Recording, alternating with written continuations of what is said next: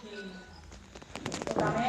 com ha explicat ell, sequera climàtica o esta sequera que tenim per aquesta distribució consum que fem de l'aigua o mal consum, anar a ficar la mala distribució i la mala gestió de l'aigua, és el que provoca això, realment sí que té que veure en el canvi climàtic i una cosa afecta l'altra, evidentment. Però on està aquesta aigua del riu Xúquer, el riu Xúquer, que és un dels més caudalosos i que li dona nom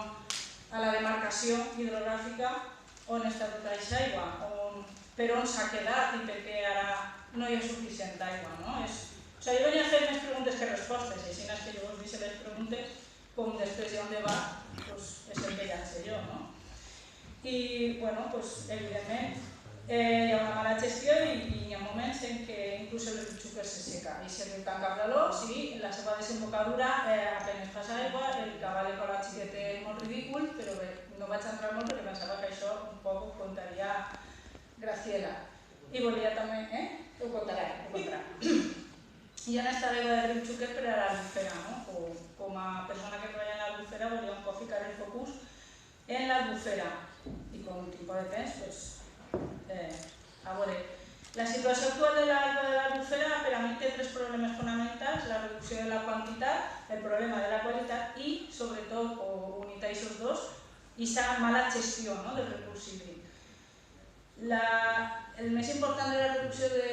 de la quantitat d'aigua que li arriba a l'Albufera està directament relacionat, o per a mi està en els retorns de la modernització de regadius, però evidentment també amb el canvi climàtic i la manca de precipitacions, la reducció de les precipitacions que li arriben, perquè s'està fent un major control de les pluvials que arriben, que s'estan bloquejant en algunes zones perquè no arriben, i residuals que, com són molt contaminants perquè no arriben, però era aigua que li arribava abans, ja no arriba, i també lligada a tot això, a la baixada dels nivells dels aqüífers, l'aliment dels ullals, l'aigua neta que apareixia des dels ullals, de les aportacions subterrànies que ja no hi ha, ha baixat tant el nivell de l'aqüífer que ja no alimenten. Aquesta és una gràfica que utilitzem a la Confederació per explicar que la Real Sequía del Xúquer ha baixat les seues el volum que le trau al riu per a regar les 20.000 hectàrees que són la Real Sequía del Xúquer, podeu veure un poc, crec que està marcat per plans hidrològics, com ha baixat, però és que això va lligat paral·lelament a la reducció dels retorns que li arriben a l'Albufera o que li arribaven a partir del retorn previs a la modernització de regadius i els plans de reducció de l'aigua de la séquia. I si les comparem, podeu veure com els picos estan paral·lels, una reducció va lligada a l'altra, i això que provoca que li arribi menys aigua a l'Albufera té molts problemes, principalment també la concentració de subcontaminants, perquè evidentment l'aigua de l'Albufera no està en bones condicions i una cosa està lligada amb l'altra. El problema de la qualitat de les aigües de l'Albufera, que no me vull estendre, però si voleu us ho explico després. El problema de la qualitat de les aigües és que evita que se pugui desenvolupar aquesta vida, aquesta biodiversitat que hi ha dins de l'aigua en la vegetació aquàtica que no pot viure en aquest nivell de contaminació i és una escalada que provoca, igual que les aigües roges de l'hivern passat, etc. I també el tercer problema, aquesta mala gestió que s'ha fet, per mi des de les administracions. L'Albufera sempre se parla que és un parc natural complex perquè hi ha molta administració i després no se fiquen d'acord, sobretot quan hi ha galtades. I quan hi ha galtades és quan l'aigua de l'Albufera té problemes, es fica rojo,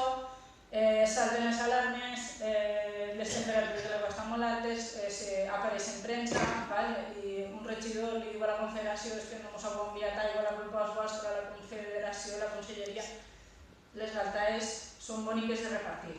les responsabilitats no tant. I això és un problema molt recent, del que va passar novembre, desembre de fa poc. I quins són els beneficis de les zones humides? Així sí que volia parlar un poc més.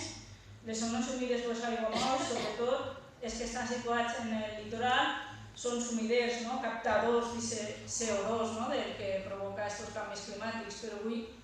ficar el focus en la bona gestió, perquè una bona gestió d'aquests espais sí que fan que siguin espais que capten aquest CO2, que ajuden a mitigar el canvi climàtic i que poden ser beneficiosos per a nosaltres en aquest aspecte, però una mala gestió de l'aigua fa provocar aigües pudentes, com si diguérem, que provoquen aquest metà, el que vos ha estat parlant Pedro, que és altament contaminant i que provoca encara més augment de les emissions de gasos d'efecte hivernacle. O sigui,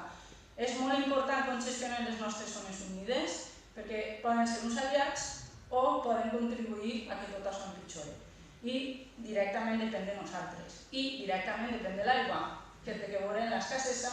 i en aquest període de sequera que quan comencen a retallar els últims ecosistemes, els últims de la cua són els ecosistemes. I quan a l'Albufera li falta aigua, al riu Xúquer li falta aigua i sempre van a ser els últims, les conseqüències van a pagar aquests ecosistemes, però tots nosaltres. Perquè a banda de protegir-nos contra el canvi climàtic, també ens protegeixen, per exemple, les zones humides contra aquest augment del nivell del mar. Són la barrera protectora. I també dels events d'inundacions o de pluges torrencials també ens estan protegint contra això. O sigui, que ens estem carregant les nostres proteccions, a més, en altres aspectes molt perillosos del canvi climàtic. O sigui que en això sí que volia ficar el focus, que tenim que veure com gestionem bé. I sobre aquests usos eficients, les fotos són un poc de la crítica. En un país, el nostre xicot de país, que semiàrid, com podem tindre aquests camps de golf en unes dotacions assegurades d'aigua subterrànies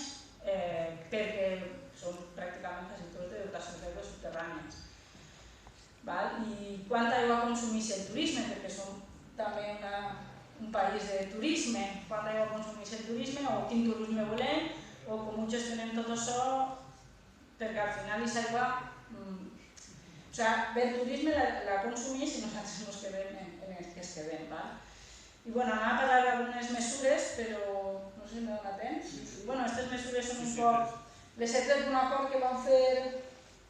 la Fundació Nova Cultural Agroxuquerriu i Acció Ecologista Agro quan presentarem unes queixes sobre la sequera farà 3 o 4 anys. I algunes mesures eren bàsicament això, adaptar les demandes, previndre el que va vindre i utilitzar l'aigua de forma racional en els bons moments per reservar quan vinga els mals moments, que és un poc el que explica Francesc que no s'està fent. Perquè les demandes sempre van a superar el que hi ha i s'està aconseguint aquestes demandes i al final estem en aigües negatives, que pareix surrealista, com vas a tenir menys 100 hectòmetres cúbics. Estem en això, no sé, és un poc surrealista però és així. Millorar l'adaptació a les sequeres i sobretot per a nosaltres és important també les concessions. El tema de concessions, hauríem de parar ja de donar noves concessions d'aigües i revisar algunes que ja estan i per a mi s'haurien de revisar, per exemple, totes les dels camps de golf i pareix sorprenent però que encara hi ha projectes de més camps de golf i més urbanitzacions a vora mar i nosaltres ara estem peleant-nos per uns altres que van aparèixer a la Núcia, o sigui, esto és, pareix que no, però no parem, estem en el mateix cicle i això. I és un poc la reflexió que vos he dit, si volem conservar aquestes zones humides que ens ajuden al canvi climàtic o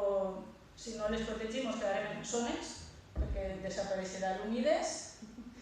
o els aiguamolls, que se diuen aiguamolls, se queden sense aigua, no se quedarem tots molls. I era la jornada per acabar, però